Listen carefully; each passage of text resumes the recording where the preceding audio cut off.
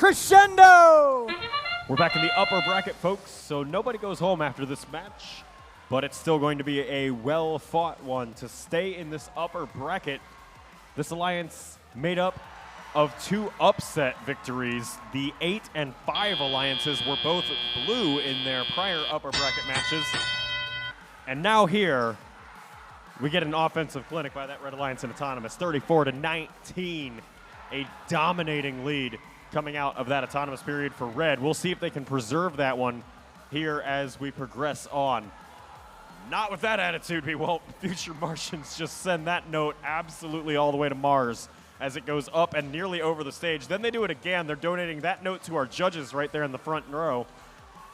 Stack lights, 2 for blue, 1 for red. That means we are eligible for an amplification bonus over here on blue. Human player hovering, ready to strike. It goes. Chuck launches the note off, boosts it, 5 points for that one. And let's see if they can get a second note in there before it expires. Not going to happen. No robots close enough to make that one in time. Waiting for our second stack light to come in over here on the Red Alliance side. That's good. They're eligible for amplification. Human player activates it. Here comes the Future Martians. They're going to need to dial in where that note scores, and instead the amplification bonus is about to expire as Skunkworks comes over. Completely unused amplification 10-second period. 48-35. The Red Alliance leads in spite of that blunder, in part because these Blue Alliance cycles are starting to slow down. Human player amplifies the speaker once more. We saw one come in from Raid. Chuck, there's another 5-pointer. Despite the Future Martians there, spacesuit safe.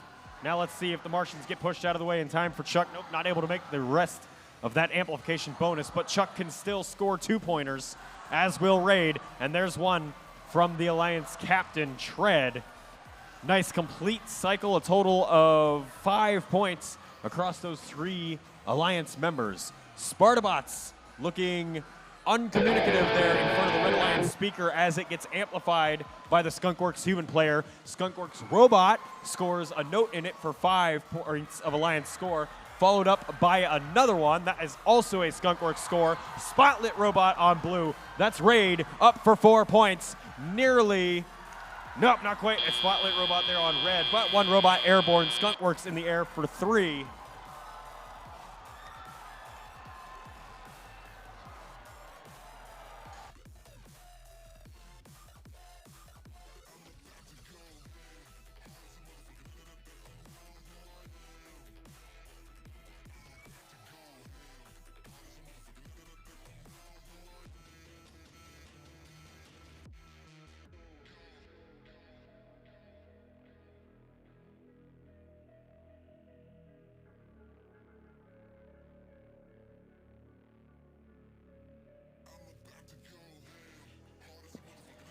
Folks, I harp all the time about how the live score you see on the screen is unofficial.